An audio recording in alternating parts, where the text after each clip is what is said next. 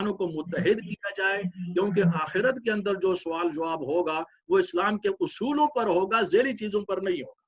یہ ہے وہ روح، اس کو کہتے ہیں کہ وہ مسلکی ہم آہنگی۔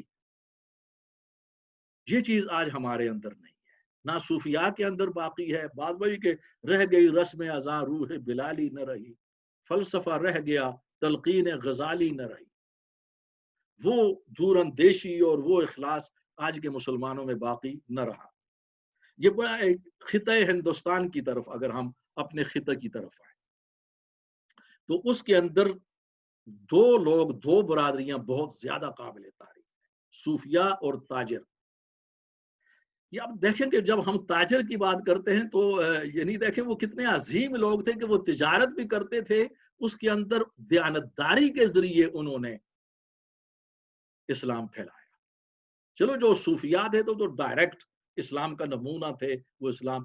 اب جو تاجر لوگ تھے وہ تو تجارت کے لیے جاتے تھے، اور ظاہر ہے کہ تجارت آج میرے یہ سرکل کے مخاطبین کے اندر بہت سے لوگ تاجر موجود ہیں، آپ لوگ پروفیشنلی ماشاءاللہ، تو آپ جانتے ہیں کہ تجارت کے لیے کتنا اپنے آپ کو منہمک کرنا پڑتا ہے وقت کی۔ اور آج کی تجارت تو بڑی سوفسٹیکیٹڈ ہے نا، یا اس آن لائن پر بہت ذرائع ہے۔ اب وہاں تجارت جناب اونٹوں پر سفر کیا جائے، دوسرے ملکوں میں کئی ہفتوں کئی مہینوں کے بعد پہنچا کرتے تھے۔ آپ دیکھیں گے یہ ساری چیزیں وہ ساتھ ساتھ چلا رہے تھے۔ اور صوفیاء جو تھے وہ ان کی وجہ سے، جو ہندو تھے، بدھ مت تھے، دوسرے لوگ، وہ انہوں نے اسلام قبول کیا۔ اور اسی طرح جزائر شرق الہند ملایا کے اندر یہی صوفیاء اور تاجر گئے، یعنی انڈونیشیا، ملائیشیا، مالدیپ وغیرہ وغیرہ سب۔ یا اس کے اندر یہ بھی مثالیں ہیں کہ جو مسلمان فاتحین ہوتے تھے ان کا تعلق تو اپنی فتوحات سے ہوتا تھا، دنیا داری سے، لیکن ان کے ساتھ ساتھ لشکر میں ایسے علماء اور صوفیاء ہوتے تھے، مبلغین، کہ جن کے دل میں درد ہوتا تھا انسانیت کا، اور وہ انسانوں کو دین حق پہنچایا کرتے تھے۔ اس کی ایک شکل یہ بھی ہے۔ مثلا اس حوالے سے میں آپ کو ایک مثال دیتا ہوں، اور یہ مثال، ایسی مثالیں بھی اسلام کی ترقی، اسلام کے پھیلاؤ اور اسلام کی تبلیغ کا سبب بنتی رہی ہے۔ مثلا یہ واقعہ ہے ولید بن عبد الملک، یہ اموی حکمران تھا بہت پہلے۔ ولید بن عبد الملک آپ نے پڑھا ہوگا، بہت بڑا جابر اور بڑا کامیاب یہ حکمران تھا بنو امیہ میں سے۔ اس کے دور کی فتوحات بہت مشہور ہے۔ تو اس کے دور میں ایک بہت بڑا فاتح تھا، فاتح اور بھی تھے جیسے محمد بن قاسم اور مسلم بن قتیبہ اور طارق بن زیاد وغیرہ۔ تو ہم مسلم بن قتیبہ الباہلی کی بات کرتے ہیں کہ جن کے فتوحات یہ چائنا اور روس اور سینٹرل ایشیا کے اندر جس کی فتوحات تھی، مسلم بن قتیبہ۔ جب مسلم بن قتیبہ نے ولید بن عبد الملک کے زمانے میں سمرقند اور بخارا کو فتح کیا تو اچانک حملہ کیا، اور ان کو سنبھلنے کا اور غور و فکر کا موقع نہیں دیا مسلم بن قتیبہ نے۔ ظاہر ہے کہ دنیا دار لوگ تھے۔ تو اس زمانے میں سمرقند کا ایک وفد، بخارا اور سمرقند کا، دمشق گیا سفر کرتے ہوئے بڑا طویل۔ اور آپ کو معلوم ہوگا کہ بنو امیہ کا جو دار الخلافہ تھا، کیپٹل، وہ ڈمسکس تھا، دمشق۔ وہ دمشق گیا، اور اس دوران میں وہاں پر حضرت عمر بن عبدالعزیز تازہ حکمران مقرر ہوئے تھے، خلیفہ مقرر ہوئے، اور وہ ولید کا دور بیت گیا، درمیان میں سلیمان کا بھی بیت گیا، کیونکہ وہ تو یہ ایم ایس کا زمانہ یا موبائل کا اور واٹس ایپ کا تو زمانہ تھا نہیں۔ جب یہ لوگ پہنچے تو عمر بن عبدالعزیز وہاں پر تخت خلافت پر متمکن تھے، اور ان کے سامنے جا کر یہ شکایت کی کہ ہم یہ سنتے چلے آ رہے تھے کہ مسلمان بہت انصاف پسند ہے، ان کے اندر بڑا انصاف ہے، لیکن کیا وجہ ہے کہ ہم سمرقند اور بخارا کے لوگوں کے معاملے میں آپ لوگوں کا اسلام اور اصول انصاف کہاں گیا؟ انہوں نے پوچھا کیا ہوا؟ بتایا گیا کہ قتیبہ نے جب فتح کیا تو آپ کا طریقہ یہ تھا کہ اسلام کی طرف دعوت دیں، اور اس کے لیے معقول ٹائم دیا جاتا تھا۔ اس کے بعد اطاعت کی بات کی جاتی تھی کہ ہماری اطاعت کی جائے۔ جنگ آخر میں، یہاں جنگ پہلے شروع کر دی گئی، نہ ہم کو اسلام کی طرف بلایا گیا اور نہ اس کے بعد جو ہے نا وہ اطاعت کی دعوت دی گئی۔ خلیفہ نے اپنے جو چیف جسٹس تھا نا اس زمانے میں، اس کو قاضی القضات کہا جاتا تھا، چیف جسٹس، اس کو تحقیقات کے لیے مقرر کیا خلیفہ عمر بن عبدالعزیز نے۔ قاضی القضات نے، چیف جسٹس نے تحقیق مکمل کرنے کے بعد خلیفہ کو رپورٹ پیش کی، عمر بن عبدالعزیز کو، کہ وفد کی شکایت درست ہے، قتیبہ مجرم پایا گیا اور اس نے اس جرم کا ارتکاب کیا، غلطی کا ارتکاب۔ خلیفہ نے وہاں سے، وہ وفد وہاں پر تھا، اپنے آدمی ساتھ بھیجے، حکم بھیجا کہ اس زمانے میں قتیبہ وہ انتقال کر چکا تھا، حضرت عمر بن عبداللہ، اس کا جو ماتحت کمانڈر تھا، اب وہ سپہ سالار وہ تھا، حکمران وہ تھا اس علاقے کا، اس وقت نام میرے ذہن میں نہیں۔ اس کو حکم بھیجا کہ تمام فورسز، مسلم فورسز سمرقند بخارا علاقوں کو خالی کر دیں، اپنی پہلی پوزیشن پر آ جائیں اور اسلامی اصولوں کو نبھائیں، اس کے مطابق آگے بڑھیں۔ یہ جناب خلیفہ کا حکم تھا، یہ وفد لے کر کے گیا، وفد کے ساتھ خلیفہ کے افراد بھی تھے۔ جب یہ حکم اس سپہ سالار کو، مسلم حکمران کو پہنچا، جب اس نے پڑھا تو وہ کانپ اٹھا، اس نے فوراً حکم دیا اپنے فوجوں کو کہ کل سے ہم ودرا کرتے ہیں، پیچھے چلے جائیں۔ ساری رات انہوں نے اپنا وہ بندوبست کیا، سامان باندھا، ودرا۔ صبح کو اس کمانڈر کی قیادت میں جو ہی انہوں نے وہ جو پروسیس تھا، پروسیس آف ودرول، جب وہ انخلا شروع کیا تو وفد کے وہی لوگ اور ان کے علاوہ اور جو علاقے کے بڑے بڑے عمائدین تھے غیر مسلم تھے، وہ سامنے آ کر کھڑے ہو گئے اور انہی لوگوں نے کہا کہ حضرات رک جائیں، آپ نہ جائیں، بیٹھ جائیں، آپ کو واپس جانے کی ضرورت نہیں ہے۔ انہوں نے کہا کیا؟ انہوں نے کہا ہم نے آپ کو آزما لیا ہے، آپ نے انصاف قائم کر دیا، انصاف ہمیں مل چکا ہے، لہذا ہمیں آپ کی ضرورت ہے، آپ کو اب جانے کی ضرورت نہیں، انصاف ہو چکا۔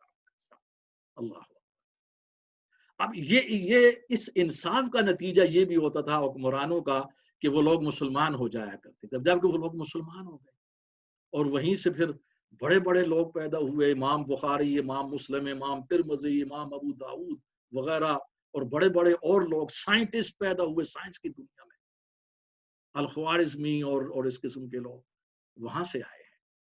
یہ عظیم مردم خیز جو ہے نا وہ زرخیز علاقہ تھا۔ لیکن ایسی مثالیں بھی ہیں کہ ان مثالوں کے ذریعے اسلام پھیلتا رہا۔ پھر ہمارے سامنے بہترین جو مثال آتی ہے وہ منگولوں کی تاتاریوں کا قبول اسلام۔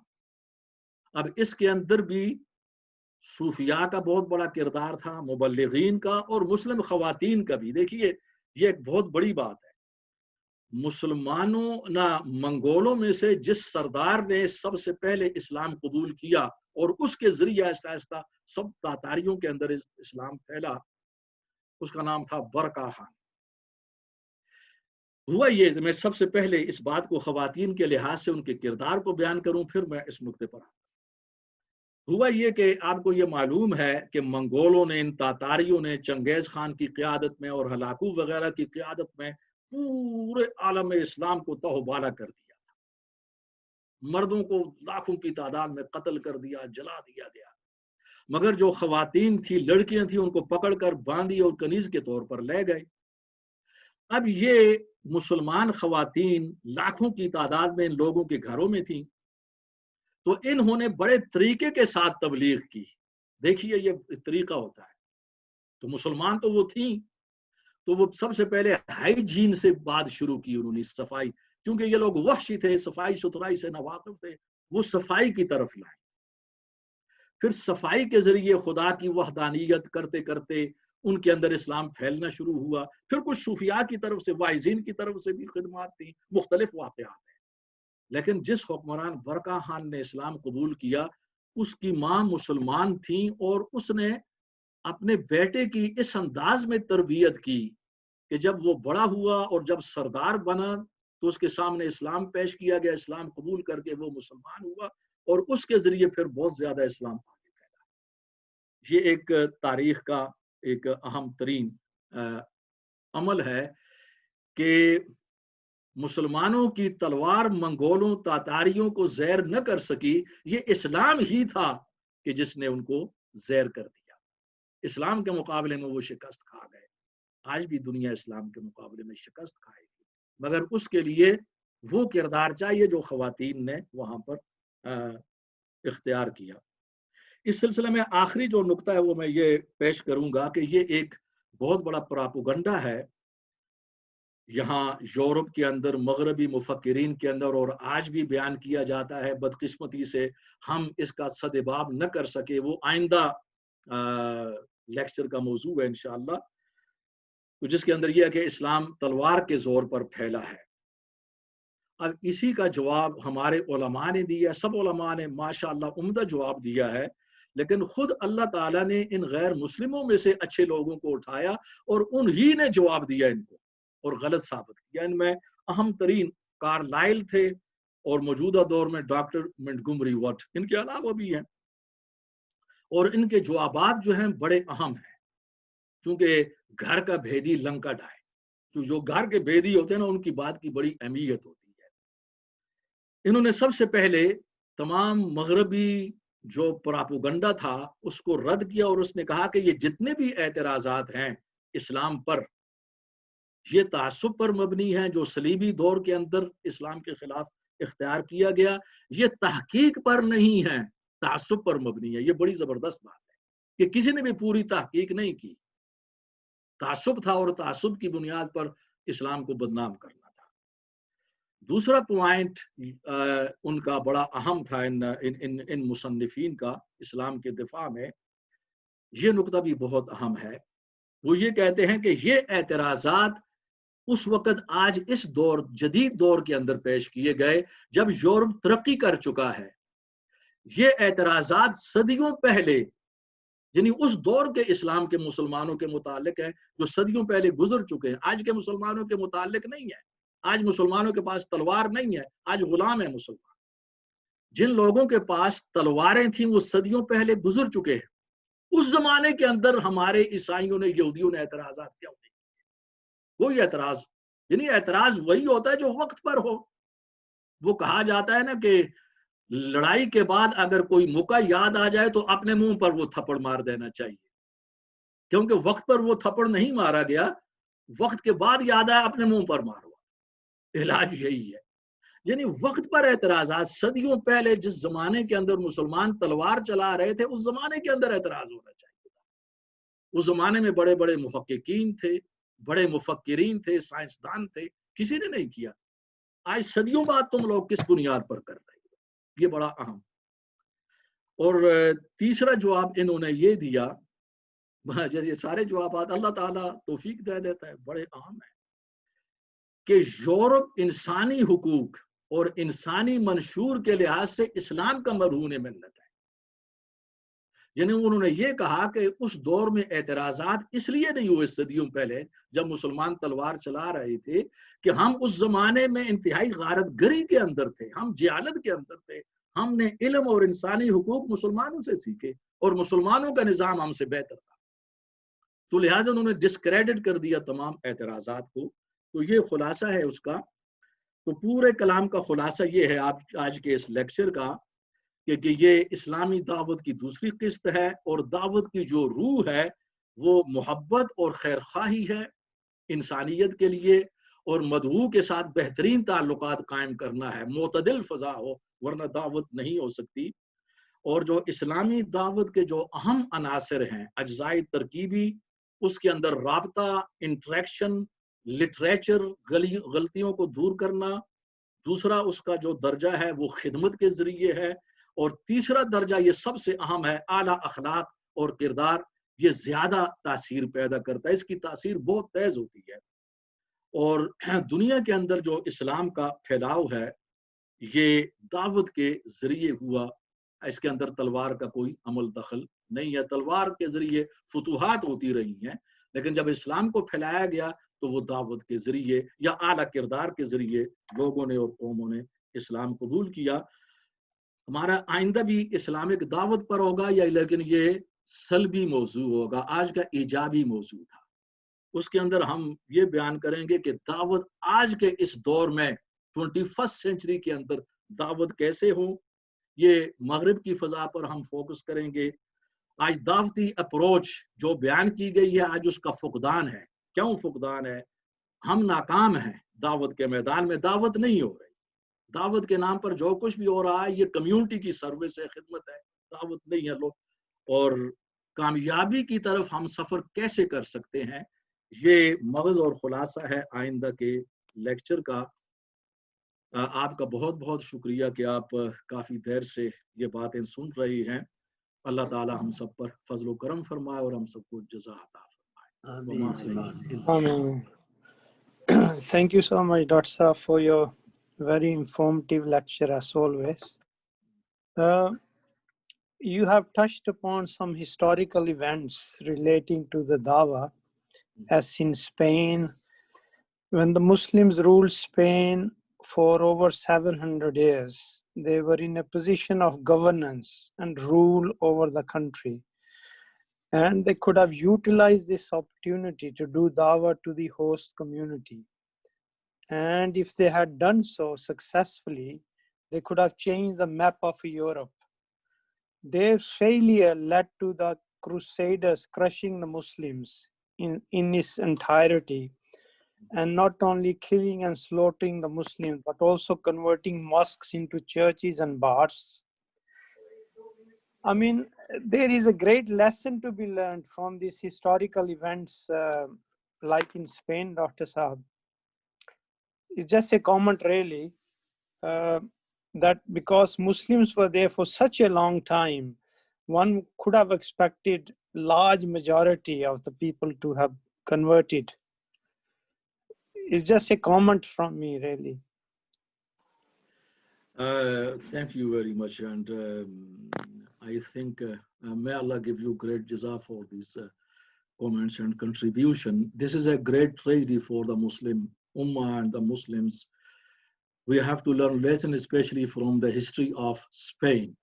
Had the Muslims and the rulers, obviously, and they made enormous, incredible advancement in terms of civilization, education, especially in science. MashaAllah, incredible and appreciable. So had they had to spread Islamic dawah properly, as we have discussed, then the situation and history would have been different today.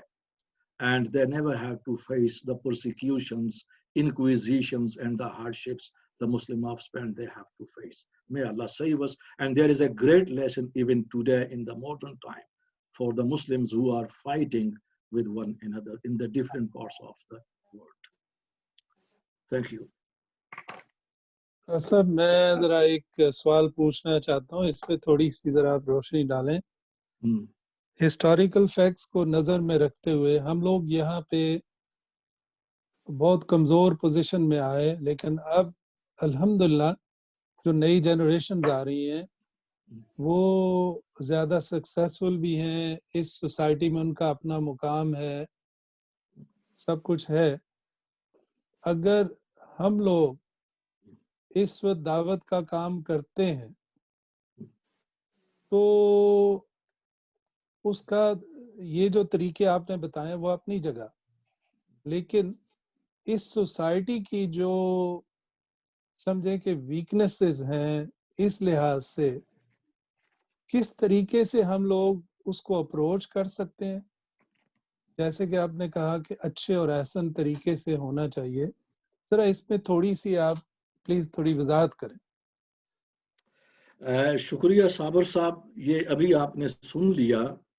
جو آئندہ lecture آنے والا ہے یہ اس کا موضوع ہے، اس کا مغز ہے کہ اس سوسائٹی کے اندر اسی اپروچ کو سامنے رکھتے ہوئے، انہی اصولوں کو سامنے رکھتے ہوئے، چونکہ اصول تو یہی رہیں گے جو قرآن نے بتا دی ہے، اب اس کو صورتحال کے مطابق ان کو ایڈاپٹ کرنا پڑتا ہے، ان کا اطلاق ہوتا ہے. تو اس سوسائٹی کے اندر ہم کیسے کریں، اور اس کے ساتھ ساتھ اس کا موضوع یہ بھی ہے کہ اس وقت جو کچھ میں نے آپ کے سامنے دعوت کے ذریعے اس وقت آج بتایا، گزشتہ ہفتہ کو جو بتایا گیا یا آئندہ بتاؤں گا، یہاں پر آپ چیک کریں انٹرنیٹ پر دعوت کے لحاظ سے بہت کی گفتگو ہوتی ہے، یہ معاملات ڈسکس کوئی بھی نہیں کرتا. اور میں آپ کو حیرت ہوگی یہ بتانا چاہتا ہوں کہ UK IM کے ساتھ ہمارا ایک تعلق ہے، اس کے ساتھ गुज़श्ता 38 साल से खुसूसन लेक्चरिंग होती रही है, और ये जो आपके सामने बातें पेश की उसकी किसी इज्तिमा में इस अंदाज में डिस्कस नहीं होती था जो इस्लामी तंजीमें हैं, क्योंकि उनका अपना एक स्ट्रक्चर है, उनके अपने खास मफादात होते हैं। तो इन सब पर आइंदा मैं इंशाल्लाह, वो इसलिए मैंने कहा कि आइंदा लेक्चर सलबी होगा, यानी क्रिटिकल एनालिसिस। फिर तारीख के अंदर हम लोगों ने बड़ी बड़ी गलतियां की हैं दावत के लिहाज से, उसके कुछ एग्जाम्पल मैं पेश करूंगा। तो ये पूरी पॉलिसी आइंदा आ रही है इंशाल्लाह। एक मजीद थोड़ा सा नुक्ता इस पे और जरा रोशनी डालिएगा। मैं ये सोचता हूँ कि ये बड़ा फर्टाइल लैंड है इस वक्त जी, हमारी सिचुएशन को देखते हुए कि हम क्या क्या इन लोगों को पास ऑन कर सकते हैं। आप क्या सोचते हैं कि आइंदा हम मे भी हमारी उम्र में ना हो, 30-40 साल में ये मुल्क जो है एक इस्लामी मुल्क बन सकता है? देखिए, उसके अंदर अगर हम लोग सही माने में काम करें, इसी मोहब्बत को सामने रखते हुए, और अगर हम ट्रैक पर आ जाएं, तो ये कहना कि अब इस्लामी मुल्क तो इस वक्त जो मुस्लिम ममालिक हैं वो इस्लामी नहीं है, तो इसके मुतालिक ये कहना तो बड़े दूर की बात होगी। ये कह सकते हैं कि जो इस्लामी असरात हैं, इस्लाम के असरात वो बेहतर होंगे, वो असरात इंसानियत के लिए मुफीद है। इस वक्त मुसीबत ये है कि जिस अंदाज में हमारी तंजीमें काम कर रही हैं वो दारुल इस्लाम और दारुल हर्ब की उस पुरानी तकसीम के मुताबिक है। वो मुसलमान और कुफार की तकसीम को सामने रखते हुए बात कर रही है, और कुफर और कुफार का लफ्ज ये गैर मुस्लिमों की निगाह में मुसलमानों की तरफ से ये रेसिज्म शुमार होता है। जब हम कुफार कहते हैं तो उसका मतलब ये है कि गैर मुस्लिम समझते हैं हमारी तौहीन हो रही है, हमें डिग्रेड किया जा रहा है, डिस्क्रेस किया जा रहा है, हमें जलील किया जा रहा है। इसकी जिम्मेदारी हमारे ऊपर है कि हमने कुफार और कुफर की जो कुरान की तशरीह है उसको आगे हम पेश नहीं कर सके।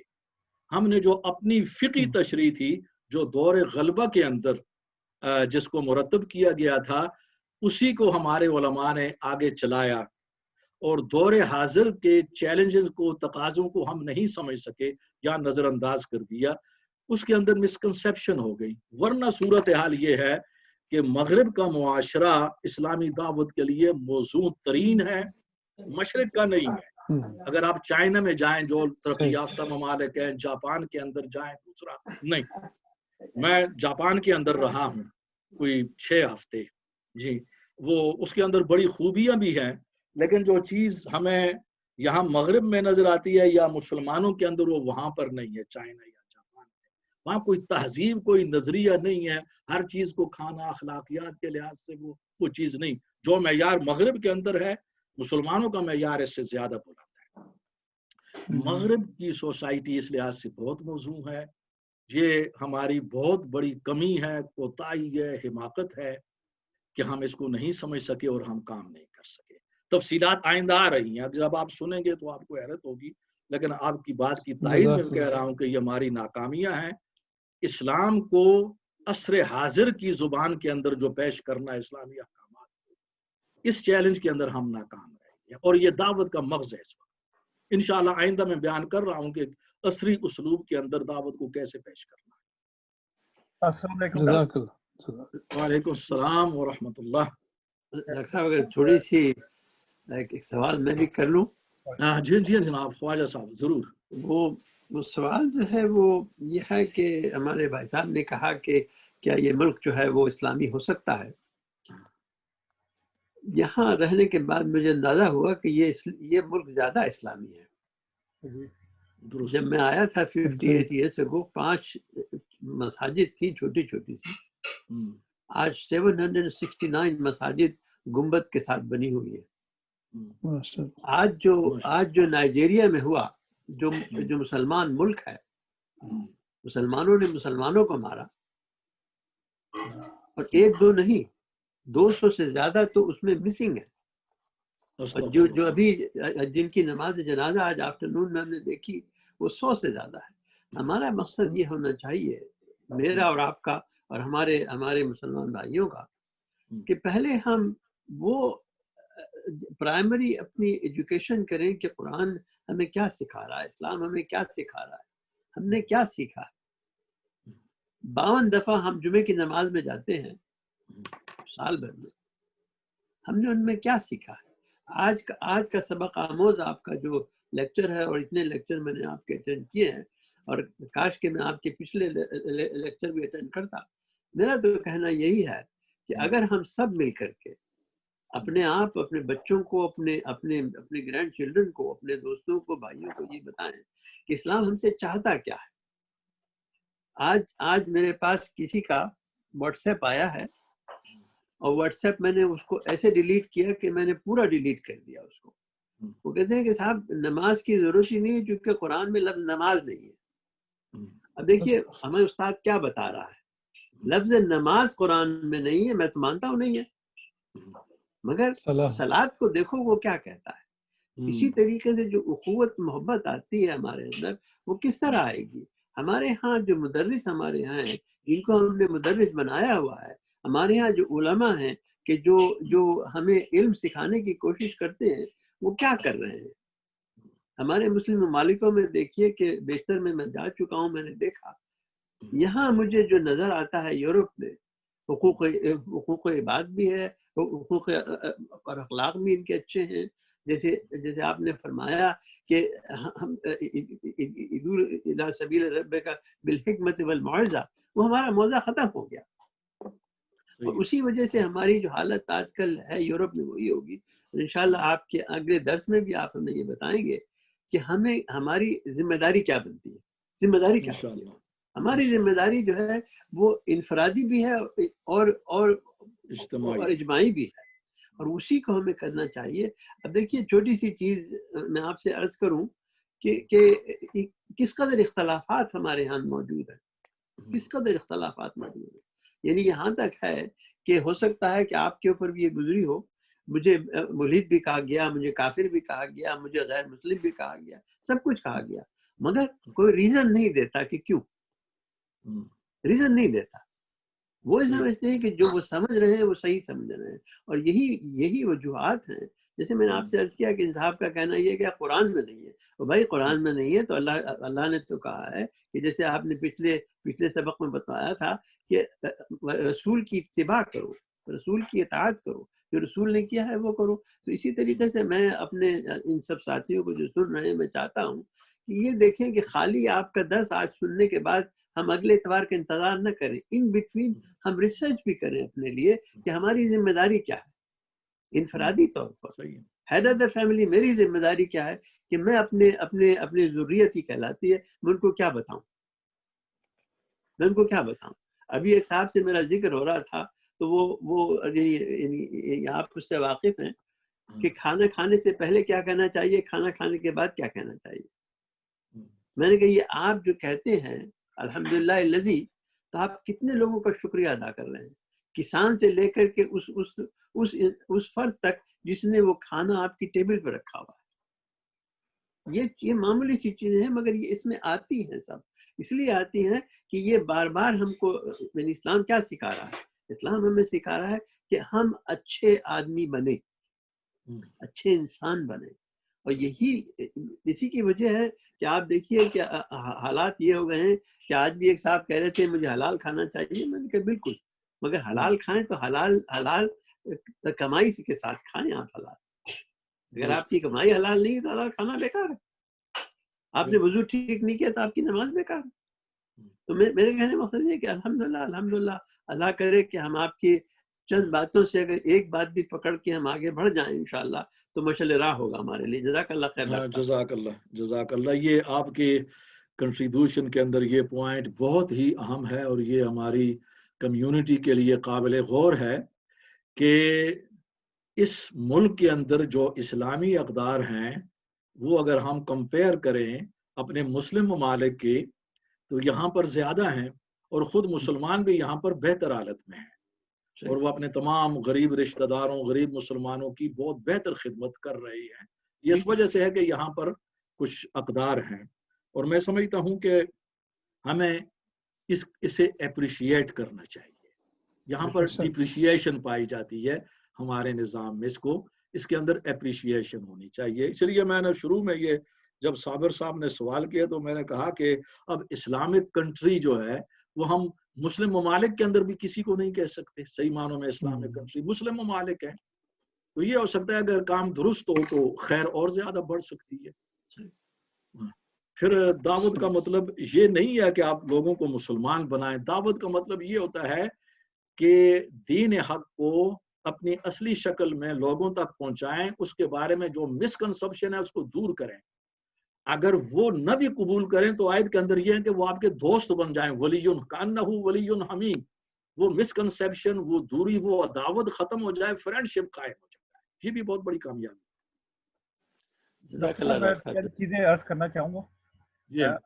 پہلے تو جیسا صابر صاحب نے فرمایا، جیسا خواجہ صاحب نے فرمایا ہے کہ یہ ملک اسلام کی دعوت کے لیے بہت زرخیز ہے.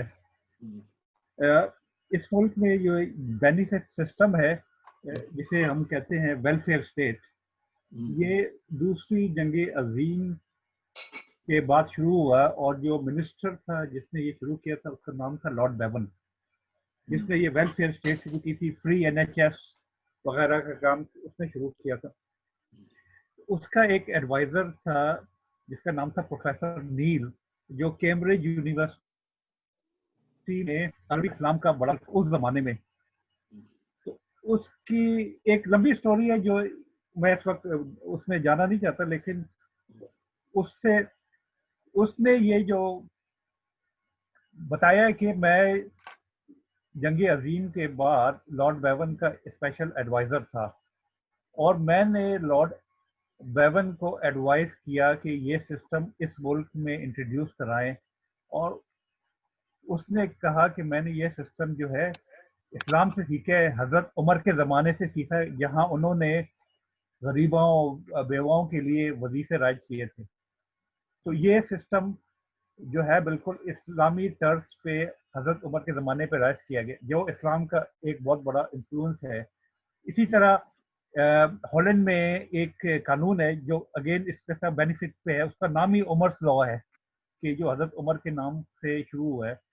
اسی طرح یہاں کے قانون میں دیکھ لیں، اور یہاں کے جو قانون لکھا گیا ہے اس میں قرآن کا بہت بڑا انفلوئنس ہے.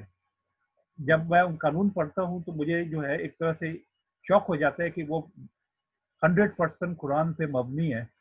اسی طرح ان کی ایمانداری کا سسٹم دیکھیں، ان کے ناپ تول کا دیکھیں، ان کی سچائی کا دیکھیں، سب کچھ دیکھیں، تو یہ میں سمجھتا ہوں کہ اگر یہ اسلامی ملک نہیں ہے، لیکن یہاں جتنے اسلامی پرنسپل اس ملک میں ہیں آپ کو شاید کسی اور اسلامی ملک میں نہیں ملے، جس میں پاکستان بھی شامل ہے. تو یہ ملک اگر ہم صحیح طریقے سے تبلیغ کریں، یہاں پہ دعوت دیں، تو کوئی وجہ نہیں ہے کہ یہاں پہ اسلام کو اگر شاید وہ نہ قبول کریں، لیکن اسلام کو بہت حد تک وہ اپریشیٹ کریں. میں 9/11 کی بات کرتا ہوں. جب افغانستان پہ امریکہ نے حملہ کیا تو دنیا بھر سے جرنلسٹ وہاں گئے، جس میں ایک برطانیہ کی عورت بھی گئی تھی جس کا نام تھا ایوان ریڈلے، جس کو کسی وجہ سے طالبان نے قید کر لیا. تو اس کو یہاں کی پریس والوں نے ہیروئن بنا لیا کہ طالبان نے اتنا ظلم کیا، اس کو یہ ہو رہا ہے وہ ہو رہا ہے اس کے ساتھ. لیکن جب وہ قید سے رہا ہو کے آئی، اس نے کہا کہ ساری باتیں غلط ہیں، اور انہوں نے مجھے بہت اچھی طرح ٹریٹ کیا. مجھے انہوں نے سسٹر کہتے ہیں، مجھے بڑی عزت دی، اور جاتے ہوئے انہوں نے مجھے قرآن دیا جس کی میں نے اسٹڈی کی، اور اس قرآن پڑھنے کی وجہ سے وہ مسلمان ہو گئی. ایوان ریڈلے، میری اس سے ملاقات ہوئی ہے ایک دو دفعہ، محفلوں میں، مسلمانوں کی محفلوں میں آتی ہے، حجاب بھی پہنتی ہے. تو جس دن اس نے اپنے اسلام کا اعلان کیا اس کے بعد وہ یہاں کی ولن بن گئی. اس کے بعد کو بالکل ہی انہوں نے یہاں سے اس کا جیسے کہتے ہیں پتہ صاف کر دیا، بالکل اس کو ختم کر دیا. اب آج کے دور میں ہم آ جائیں، ہمارے مسلمانوں کا تو یہ حال ہے کہ ہمیں کیڑے مکوڑوں کی طرح ٹریٹ کیا جاتا ہے. جب چاہیں، جہاں چاہیں، جس طرح چاہیں ہمیں پاؤں کے نیچے مسل دیا جاتا ہے، جس کی مثال آپ کو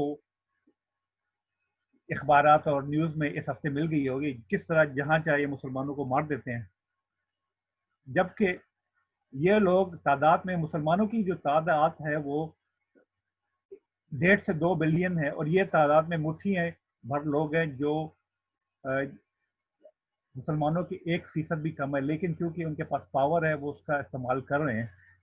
اب یہاں تک اس دعوت کا تعلق ہے, آپ نے فرمایا کہ اگلے لیکچر میں جو ہے وہ دعوت کے بارے میں آپ بیان کریں گے, لیکن میں اس میں نہیں جانا چاہتا, لیکن یہ کہنا چاہتا ہوں کہ ہم ابھی تک ایک تھیوریٹیکل اسلام کے بارے میں باتیں کر رہے ہیں کہ دعوت یہ ہونی چاہیے, یہ کرنی چاہیے. اب کیا یہ وقت نہیں ہے کہ اب ہم اپنی تھیوریز کو ایک عملی جامہ پیمانا ہے, اس کو پریکٹیکل سچویشن میں لے کر آئیں کہ ہم ایز اے گروپ کیا لائے عمل طے کر سکتے ہیں اور ہم کس طرح دعوت کر سکتے ہیں. اور میں سمجھتا ہوں کہ یہ وقت سب سے زیادہ اچھا ہے کیونکہ کرسمس آ رہی ہے. اگر ایز اے گروپ اس 10 گروپ میں ہم لائے عمل طے کر لیں کہ ہم کرسمس پہ کیا کر سکتے ہیں اور کیسے کر سکتے ہیں, تو یہ میں سمجھتا ہوں کہ سب سے امپورٹنٹ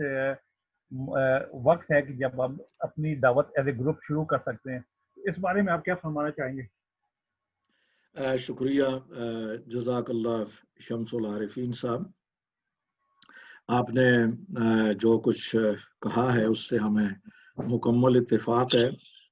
عالم اسلام کی تو یہی صورت حال ہے, اور ظاہر ہے کہ اس سے پہلے ہم بیان کر چکے ہیں کہ یہ دنیا مسابقت کی دنیا ہے. اللہ تعالیٰ نے اس دنیا میں یہ نظام اس انداز میں پیدا کیا ہے کہ اس میں آگے وہی بڑھے گا کہ جس میں بڑھنے کی صلاحیت ہوگی. جو اپنی صلاحیت کو کھو دے گا وہ پیچھے رہ جائے گا.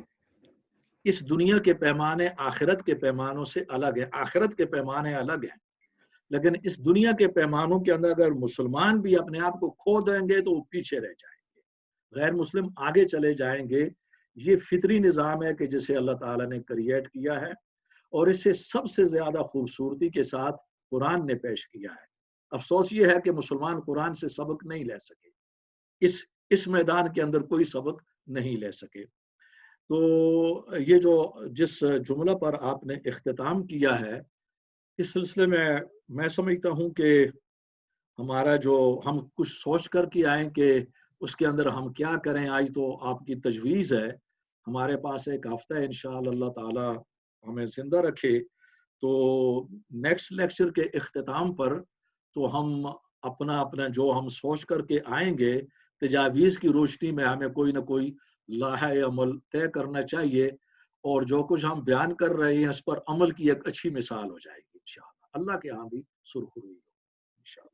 ڈاکٹر صاحب میں ایک چھوٹی سی بات یہ میں کہوں گا کہ جی سلمان صاحب, جی دعوت جہاں غیر مسلموں کی بڑی ضروری ہے, وہاں پر ہمیں اپنے جو اپنا اخلاق اور اپنی جو حرکتیں ہیں وہ دیکھ کر ان کی اصلاح جو ہے میرا خیال میں آج کل کے زمانے کے حساب سے وہ بھی بہت ضروری ہے. کیونکہ جب ہم اگر دیکھیں حضور صلی اللہ علیہ وسلم کا کردار اور ان کے صحابہ کا کردار, تو اسلام جو آپ کی بات جب نیکسٹ ویک کریں گے تلوار کے زور پر نہیں پھیلا, لیکن ان کے کردار کو دیکھ کر پھیلا. لیکن آج کل کے زمانے میں مسلمان جو ہیں ایک مکس میسج ہے, اور میں تو ہمیشہ یہی بات کرتا ہوں جو میں نے پہلے بھی کہی, اور وہ آج وہ خواجہ صاحب بھی وہی بات کر رہے تھے کہ نائجیریا میں رہا ہوں, اس ایریا میں جہاں پر یہ آج کل قتل عام ہو رہا ہے. 1 سال میں نے وہاں پر کام بھی کیا ہوا ہے. تو لوگ جو ہوتے ہیں اپنا کیا کہتے ہیں, ہم لوگ مسلمانوں نے جتنا مسلمانوں کو مارا اتنا کسی اور نے باہر سے نہیں مارا. اب آپ ابھی بھی یہ مڈل ایسٹ میں دیکھ لیں, جتنا یہ جو ایران اور سعودیہ کا کنفلکٹ ہے, اس میں کہاں پر جو کہ انسٹیگیٹ کر رہے ہیں جو ہو رہا ہے. تو اس لیے ہم لوگوں نے تو ہسٹری یہی بتاتی ہے کہ اگر ہم خلافت عثمانیہ کو دیکھ لیں تو ہم نے خود اپنا ترکی سے ہی موومنٹ نکلی تھی نا, جس نے خلافت اسلامیہ کا عثمانیہ کا بیڑا گرک کیا, انکمپیٹنسی آف رولرز کی وجہ سے. مغلوں کا بھی یہی حال ہوا. تو کہنے کا مقصد ہے کہ مسلمانوں نے تو ہم اپنی کوتاہی کو چھپانے کے لیے غیر مسلموں پر بلیم کر دیتے ہیں, لیکن میرا یہ اپنا خیال ہے کہ اپنا کیا کہتے ہیں, ہم لوگوں نے مسلمانوں نے خود اپنا جتنا بیڑا گرک کیا اتنا کسی اور نے نہیں کیا.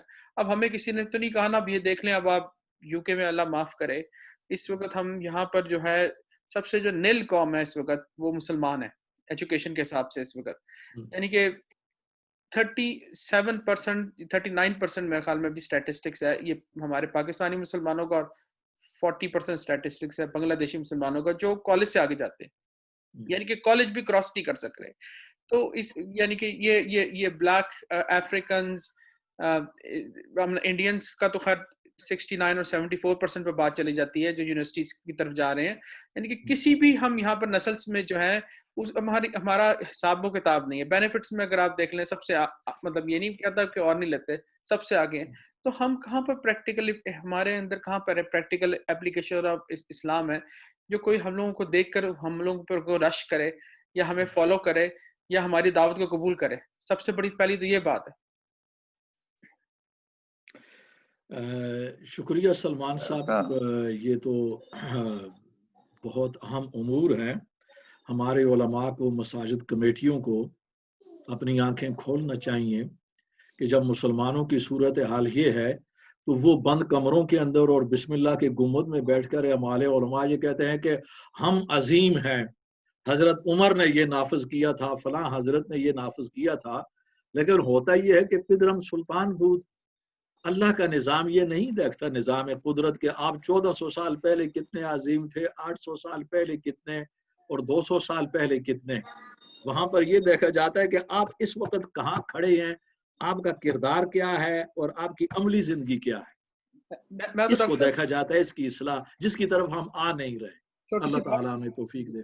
جی ڈاکٹر صاحب میرا حصہ جو ہے وہ، ہاں جی میں تو اب جو ہے کینیڈا پہنچ گیا ہوں اسٹیٹ سے، تو آپ سے مستفید ہو رہا ہوں.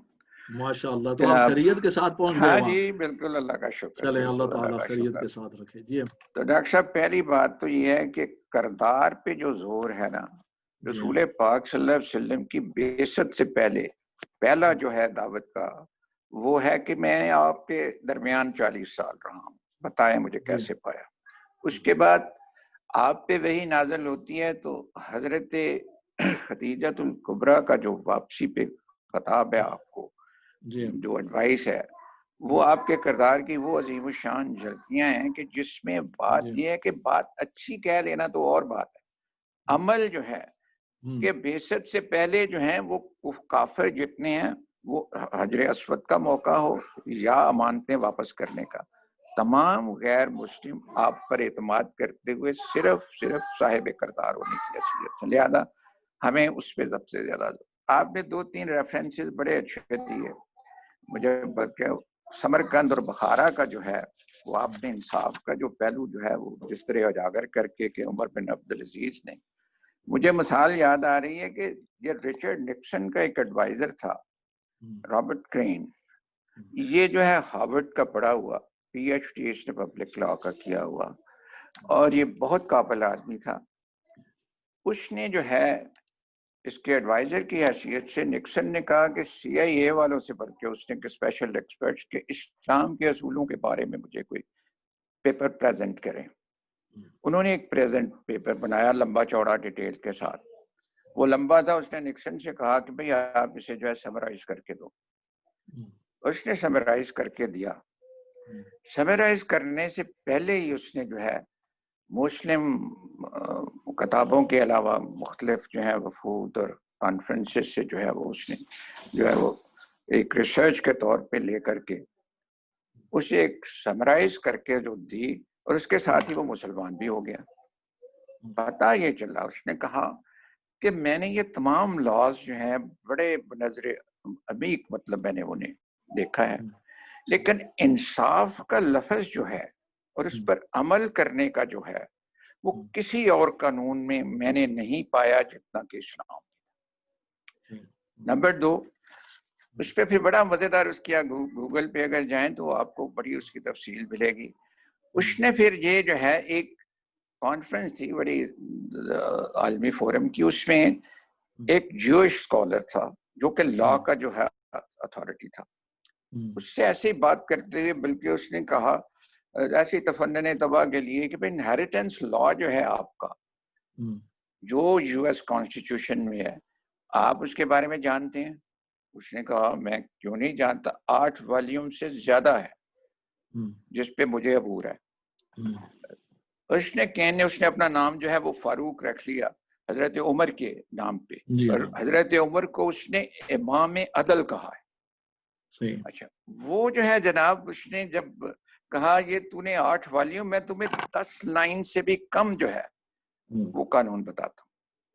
وہ اس نے Quranic verses relevant to inheritance وہ اس نے پیش کی, اور وہ حیران پریشان جوش اسکالر, ہی بیکیم آلسو مسلم. اب بات یہ ہے کہ ہم جو باتیں کرتے ہیں نا, اب آپ نے ایک دوسری مثال منگول کی دے دی, تتاریوں کی دے دی, حالانکہ اس میں تو علامہ صاحب نے بھی فرما دیا نا کہ اپنا پاسباں مل گئے کعبے کو صنم خانے سے.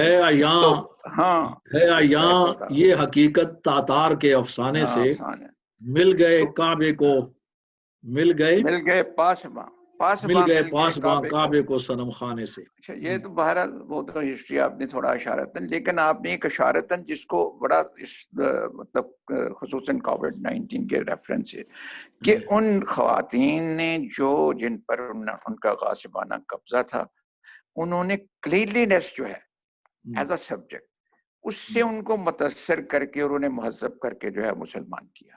بالکل. اب کووڈ-19 میں جو سب سے زیادہ بہترین سینیٹائزر ہے وہ صفائی اوور آل. آپ کہیں سے پہلو سے لے لیں, ہاتھ کی صفائی تو ایک بہت چھوٹا سا عمر ہے نا.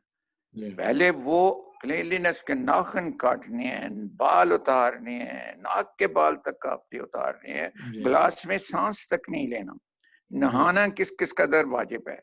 اس کو ایز اے سبجیکٹ میں سمجھتا ہوں یہ ایک ایسا کہنا چاہیے کنٹمپریری سبجیکٹ ہے ہمارے لیے, جس کو اگر یہ بتائیں تو وہ جیسے ہمارے ساتھی حضرت عمر رضی اللہ تعالیٰ عنہ کا ریفرنس دے رہے تھے, اس سے ہم بہت ایک اچھی کہ بھئی ہاں آج سے 1400 سال پہلے جب بھی ختنے کا پتہ ہی نہیں تھا, آج آپ جو ہے وہ سرکمسیژن کو سرجیکلی جو ہے پروف کر رہے ہیں, اور اسی طرح اور چیزیں یہ سب اسی کھاتے میں آ جائیں. تو لہٰذا اس میں جو ہے یہ میں دونوں ریفرنسز, تیسرا ریفرنس آپ نے بہت اچھا جو دیا وہ کشمیر کے بارے میں, یہ جو ہم سارا روتے یہی ہے کہ ہماری مسلکی شناخت ہمیں تباہ کرتی ہے, کہ اگر ہمدانی صاحب جو ہیں شافعی ہونے کے باوجود حنفائٹ طریقہ کہ وہاں میجورٹی چونکہ پہلے ان کے آنے سے جو ہے حنفائٹ پہ عمل کر رہے ہیں, تو بجائے اس پہ شروع ہو جاتے ہماری طرح کفر کے فتوے صادر کرنے شروع کر دیتے. تو معاملہ کہ یہ آپ نے عملی مثالیں تاریخ سے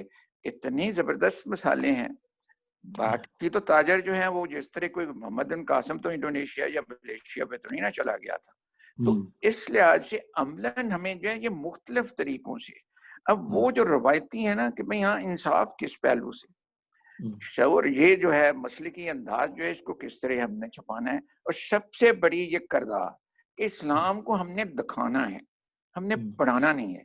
They should simply see and say کہ ان کا ڈی این اے کیوں ڈفرینٹ ہے یار, یہ لوگ ذرا مختلف اسپیشیز کے نظر آ رہے ہیں. وہ ہمارے انہیں عملاً جو ہے جب وہ دیکھیں کہ سلام سے لے کر کھانے کے آداب تک بہت چھوٹا سا انٹروڈکشن ہے, اسی سے بہت ساری چیزیں جو ہے وہ نظر آ جائیں گی. تو اس طرح ہمیں جو ہے وہ میں سمجھتا ہوں موجودہ دور میں اس پیغام کو پہنچانے میں آسانی رہی. جی بالکل, بہت بہت شکریہ خواجہ صاحب. اس وقت کینیڈا میں کیا وقت ہے آپ وہاں؟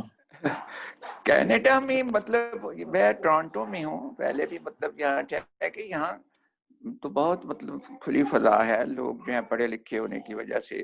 نہیں میں اس وقت اس وقت کتنے بجے ہیں, چونکہ آپ ہمارے ساتھ شریک ہوئے نا. وقت جو ہے اس وقت جو ہے تقریباً 2:30 بجے ہیں. 2:30 بجے دن کے جی, دوپہر کے. ٹھیک ہے, یہ تو بڑا اچھا وقت ہے ہمارے ساتھ ملنے کے ہمارے لیے مطلب 1 بجے بار ہم اپریشیٹ کرتے ہیں بہرحال آپ ہمارے ساتھ ہیں. ڈاکٹر خالد صاحب بہت عمدہ کنٹریبیوشن. نہیں میں بہت اس میں جو انتظار میں تھا کہ کہیں میں مس نہ کر دوں آپ کا یہ گیپ نہ مل جائے. جزاک اللہ. تو ماشاءاللہ خالد صاحب میں ایک چیز آپ کے سامنے وہ ادعو الی سبیل حکمت جو آپ نے ابھی آیت پڑھی ہے, یہ میں آپ کو دکھانا چاہتا ہوں, اگر سب بھائی اس کو دیکھ لیں. اگر سب دیکھ سکتے ہوں, میں اس لیے نہیں دکھا رہا کہ اس میں مستورات ہیں, میں اس لیے دکھا رہا ہوں کہ میں اور آپ اس جگہ پر عمرہ اور حج کرنے جاتے ہیں. اگر یہ ہماری اب حالت ہو گئی ہے، یہ جہالت سے کم نہیں ہے اب. یہی ہمیں وہ ان بات چیزوں کو ٹھیک کرنا ہے. یہ آپ کی بات، آپ کا نقطہ ثابت ہو گیا نا یہاں سے کہ یہاں پر جو ہماری اسلامی اخلاقی اقدار ہیں مسلم ممالک سے زیادہ بہتر ہیں. بات تو وہی ہوئی نا. تو اللہ سبحانہ تعالیٰ سے دعا ہے کہ ہماری اصلاح ہو جائے. آمین آمین. سوری، میں اصل میں جی ہم اپنا بہت ٹائم زیادہ ہو رہا ہے، جی میں 1 منٹ لوں گا. اس ویڈیو کے بارے میں کتنے شیور ہیں آپ؟ کیونکہ یہی ویڈیو بہت ساری چیزوں کے ساتھ جو ہے، یہ ابھی کچھ عرصہ پہلے یہ بختاور کی شادی کے طور پہ بھی جو ہے وہ دکھائے گئے آئی وی سی پھیل رہی تھی. تو یہ اب یہ بھی دیکھ لیں کہ اب یہ ویڈیو جو ہے وہ بہت ساری چیزوں کے لیے پھیل رہی ہے. وہ کوئی کہہ رہا ہے جی کہ یہ 5 ڈفرینٹ ویڈیو ہیں. اگر میں عرض کر سکوں آپ سے تو میں پہلے تحقیق تو ضرور کر لیتا ہوں، اس لیے کہ میں ان چیزوں کو آگے نہیں بڑھا سکتا کہ اگر تحقیق نہ ہو. وہ دوسری ویڈیو تھی، وہ میں نے ڈیلیٹ کر دی تھی. یہ میں نے آج کے لیے رکھی تھی کیونکہ مجھے علم تھا کہ ہمارا جو آئندہ کے پروگرام ایسے ہوں گے. تو اسی لیے میں یہ چاہتا ہوں کہ میں کہوں کہ یہاں پر ہمیں چاہیے یہ ہے کہ دیکھیے، اگر کاؤس یونیورسٹی آپ جا کے دیکھیں سعودی عربیہ میں جو ہے، وہ انہوں نے کیا چیزیں بنانے کی کوشش کی ہیں، بنا رہے ہیں. وہ یہ بتاتے ہیں کہ مسلمان پہلے کیا تھا اور اب کیا ہے. یہ وہی جگہ ہے. تو ہمیں یہ چاہیے کہ جیسے میں نے کہا نا کہ اگر ہمیں مدرس ڈاکٹر خالد صاحب کی طرح مل جائیں اور ڈاکٹر اسار کی طرح یا اور دوسرے علماء کی طرح جن کا میں نام نہیں لینا چاہتا، ہماری اصلاح ہو سکتی ہے اور ہونے والی ہے. اب صورتحال یہ ہے ہماری کہ ہماری جو جامع مسجدیں ہیں ان پہ تالے لگے ہوئے ہیں. نماز کے بعد تالا لگ جاتا ہے. تو ہم اسی لیے میں کہہ رہا ہوں کہ اس میں تسلسل ہونا چاہیے ہمارے پاس، ہماری تدریس کا. انشاءاللہ. جزاک اللہ خیر. میں آپ سے اجازت چاہوں گا، انشاءاللہ اگلے ہفتے کو ملاقات ہوگی انشاءاللہ. جزاکم اللہ خیرا. اللہ اپنی امان میں رکھے. آپ دعا کر رہے ہیں اور سوال لیں گے آپ؟ اگر اور سوال کوئی ہو تو پھر لیں گے، ورنہ دعا کرتے ہیں ہم. ڈاکٹر صاحب میں صرف ایک بات عرض کرنا چاہوں گا. جی ہاں. چائنا کا ایک بہت عظیم لیڈر گزرا ہے جس کا نام تھا موزے تنگ. جی. اس کی ایک کہاوت ہے کہ 1000 میل کا سفر جو ہوتا ہے وہ پہلے قدم سے شروع ہوتا ہے. تو ہم اس بات کو بھول جائیں کہ امہ ایک جگہ ہو جائے گی. اگر ہم ساری زندگی بھی لگ جائے، کئی لوگوں کی ساری زندگیاں امہ کو جوڑنے میں گزری لیکن وہ کامیاب نہیں ہوگی. تو کم سے کم یہ ہم سب یہاں لائک مائنڈیڈ لوگ ہیں، تو ایز اے گروپ اگر ہم کوئی کوشش شروع کر دیں، پہلا قدم لے لیں، تاکہ یہ کہ دعویٰ کا کام شروع ہو جائے، تو اللہ کرے گا کہ اسی طرح کے لائک مائنڈیڈ لوگ ہمارے ساتھ جوائن کر دیں گے. کیونکہ جب اسرائیل بنا تو وہاں کی ریاست میں بھی یہی حال تھا جو مسلمانوں کا تھا، ان میں بھی فرقہ پرستی تھی. تو چند لوگ تھے جن کا لیڈر تھا ڈیوڈ بن گورین، جنہوں نے سب چیز کو کنٹرول کیا، سب چیز کو آرگنائز کر کے انہوں نے کام کیا. وہ بہت کامیاب ہوا. آہستہ آہستہ وہ لوگ اس کے ساتھ جڑ گئے اور وہ پھر ایک ریاست بن گئی. تو اللہ کا نام لے کے سچے دل سے اگر ایز اے گروپ ہم یہ کام شروع کریں تو اللہ میں سمجھتا ہوں ضرور اس میں جو ہے نا برکت ڈالیں. انشاءاللہ. آپ ایسے کریں نا، باقی ساتھی بھی اس کے مخاطب ہیں اور آپ بھی، تو یہ دوران ہفتہ کچھ تجاویز لے کر کے میں بھی کروں گا، آپ لوگ بھی تو اس کا آغاز کریں گے. اور مسعود خواجہ صاحب تو بہرحال ہمیشہ اس معاملے میں آگے رہے ہیں. ان کی تجاویز بہت اہم ہوتی ہیں کیونکہ انہوں نے حلال میٹ کے میدان میں جو کامیابیاں حاصل کی اور ہماری کمیونٹی کو اویئر کیا، میں سمجھتا ہوں کہ یہ ان کا بہت بڑا کارنامہ ہے، صدقہ جاریہ ہے. تو آپ بھی اپنی جو تجاویز ہیں اس دوران ہم جو کچھ کر سکیں تو آئندہ ہم اختتام پر ڈسکس کریں گے اس پر انشاءاللہ. تو دعا کر لیں اگر اور سوال نہ ہو تو. ٹھیک ہے. الحمدللہ رب العالمین والصلاة والسلام علی رسولہ محمد وآلہ وصحبہ اجمعین. اللہم ارنا الحق حقا وارزقنا اتباعہ وارنا الباطل باطلا وارزقنا اجتنابہ. اللهم أعنا على ذكرك وشكرك وحسن آمين عبادتك اللهم ارفع عنا البلاء والوباء خاصة كورونا إنك أنت السميع العليم آمين وتب علينا يا مولانا إنك أنت التواب الرحيم سبحان ربك رب العزة عما يصفون وسلام على المرسلين والحمد لله آمين ثم آمين جزاكم الله خيرا الله يبارك السلام فيك. آمين آمين يا أرحم الراحمين.